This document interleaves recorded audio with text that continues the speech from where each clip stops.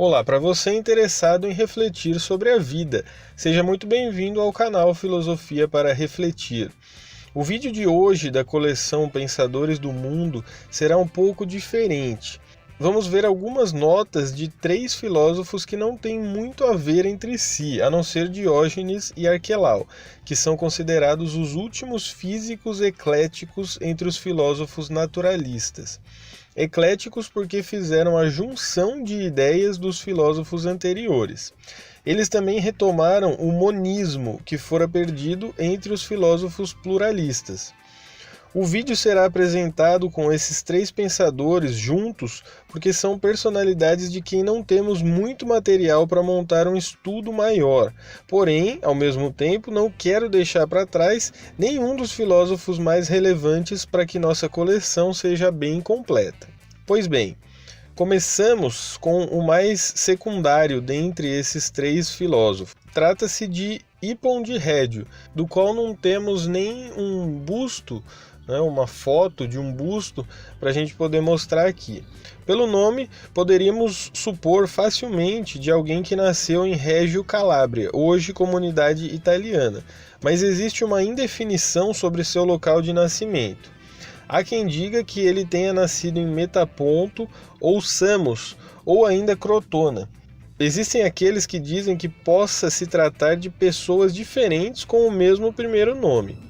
Hipon era interessado em questões biológicas, por isso se encaixa entre os naturalistas. Via a água e o fogo como primordiais, a arqué do universo. Do fogo se originaria a água. Um nível apropriado de umidade nos seres vivos é o que lhes garante a vida. As doenças aparecem quando existe um desequilíbrio dessa umidade. Na cosmologia de Hipon, esse pensador via o céu como o domo de um forno, visão que pode ser coerente se pensada superficialmente, porque se olharmos para o céu, dependendo do ponto, ele realmente parece um domo de um forno. Aristóteles, um dos maiores filósofos da história, não concordaria comigo em colocar Hipon de Réggio nessa coleção, já que ele via seu pensamento como insignificante. Sobre os dois próximos filósofos que vamos estudar, é interessante que façamos uma explicação inicial. Arquelau de Atenas e Diógenes de Apolônia são considerados filósofos ecléticos. Levam essa denominação porque o método filosófico deles busca a conciliação de teorias distintas, ou seja, eles têm liberdade para preferir o que julgam melhor em doutrinas anteriores, sem que se siga exclusivamente algum sistema. Dito isso, o segundo filósofo a ser estudado é Arquelau de Atenas, que pode também ter nascido em Mileto. Existe uma imprecisão em relação a esse fato. A tradição o apresenta como mestre de Sócrates, o que o faria subir muitos degraus de importância na história da filosofia. Mas isso se trata apenas de especulação. Foi apelidado de Físicos por ter sido o primeiro a ensinar filosofia da natureza em Atenas. Sua ideia de arqué do mundo era uma união das ideias de Anaxímenes e Anaxágoras. O ar e o infinito são o que dão origem a tudo o que mais vemos no universo. Arquelau explicou até mesmo a fala pelo movimento do ar. Tem uma passagem interessante sobre os fragmentos de texto desse filósofo que acho interessante para analisarmos sua ideia de criação do mundo. O trecho é: da oposição entre quente e frio, separou-se o fogo e a água, produzindo uma massa viscosa de terra.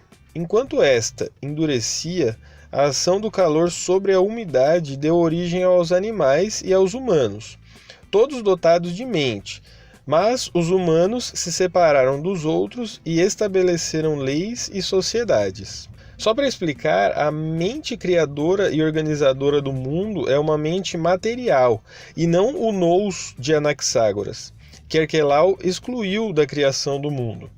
Já temos um vídeo no canal sobre Anaxágoras, se quiserem lembrar sobre sua filosofia.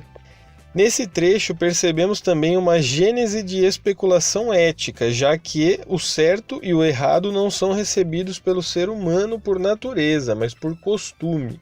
A lei não é natural do ser, mas vista como importante depois da criação das sociedades. Por isso, historiadores sempre dizem que Arquelau se preocupou com a natureza e também com a moral.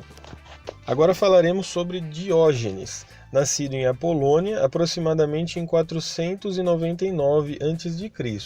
Tinha como a Arqué, num pensamento parecido com o de Arquelau, o ar infinito, um elemento inteligente ligado com Deus, afinal Deus está em tudo e o ar também está em tudo. O ar gera os mundos segundo sua maior ou menor densidade. Diógenes só explicou melhor do que Arquelau por que voltou ao pensamento monista jônico. Em sua opinião, se os princípios fossem muitos e diferentes entre si, não poderiam se misturar, nem agir um sobre o outro. Então, é necessário que as coisas nasçam por transformação a partir de um mesmo princípio. Para ele, todos os entes são diversificações de um só, e são um só. Sobre o ar, sua importância pode ser comprovada com as sensações, por exemplo, que são provocadas pelo ar, que vindo do exterior se mistura ou apenas agita o ar existente nos órgãos dos sentidos, o que faz com que tenhamos o conhecimento sensível sobre o mundo que nos cerca. Diógenes de Apolônia é também muito importante no meio da medicina, já que fez inúmeros estudos sobre as veias, o sangue e o sêmen. Fez significativas descobertas sobre a coloração e o aspecto da língua, além das cores do próprio doente, que poderiam dizer muito sobre o estado de saúde do mesmo. Diógenes atacava os sofistas, escreveu até um livro inteiro com isso como tema. Dizia que para um discurso só seria necessário exibir um começo sem disputas, ou seja, incontestável, e uma explanação simples e sóbria. Não seria necessária para a vida uma guerra de palavras e tentativa de vitória de argumentos diferentes. Diógenes foi contemporâneo de Anaxágoras e é considerado o último filósofo naturalista, ou como muitos preferem, foi o último pré-socrático. O único relato detestável sobre a juventude desse filósofo é que, aproveitando a profissão de seu pai, que era banqueiro, Diógenes usava de sua inteligência e perspicácia para falsificar moedas.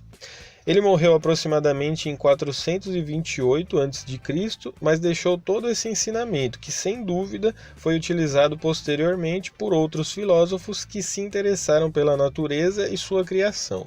E isso é tudo sobre esses três filósofos, Hipon, Arquelau e Diógenes de Apolônia.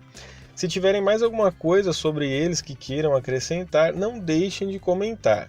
No próximo vídeo falaremos sobre Leucipo e Demócrito, aqueles que são tidos como os criadores do atomismo. Com eles, iremos terminar os vídeos dos filósofos naturalistas e começaremos a falar sobre os sofistas. Não deixem de ver os vídeos dessa coleção que tratam dos naturalistas, desde Tales de Mileto, e vejam também os outros vídeos do canal. Vocês também podem acessar o site filosofia-refletir.wix.com/filosofia.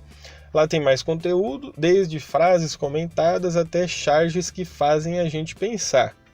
Por hoje é isso, muito obrigado a todos e a todas, e claro, sempre lembrando, nunca é demais um pouco de filosofia em nossas vidas. Até o próximo vídeo.